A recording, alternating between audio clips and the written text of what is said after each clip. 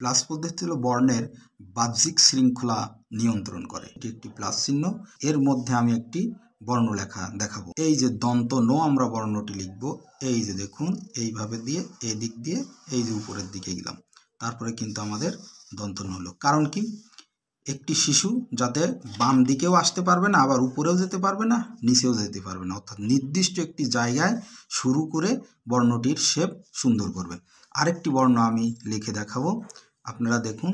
যদি আমি মূর্ধন্য ন লিখি, তারপরে দেখুন এই যে একই রকমের এই যে উপরের দিকে গিয়ে তারপরে দেখুন এই যে মধ্যে আমাদের মূর্ধন্য ন, কত সুন্দর হয়ে গেল। আরেকটা বর্ণ যদি আপনাদের দেখাই, তাহলে দেখবেন আমি ট বর্ণ যদি লিখি, তারপরে এই যে দেখুন, তারপরে এই যে নির্দিষ্ট জায়গায় এসে আমাদের উড়িটি দিয়ে দিলাম। অর্থাৎ বামে কতটুকু যেতে হবে, আবার ডানে কতটুকু, উপরে নিচে কতটুকু যেতে হবে, তার একটি সীমারেখা কিন্তু আপনি এই প্লাস চিহ্নের মধ্যে পেয়ে যাবেন। এবং বর্ণের আকৃতি সুন্দর করার জন্য আমাদের এই প্লাস পদ্ধতি অত্যন্ত কার্যকরী।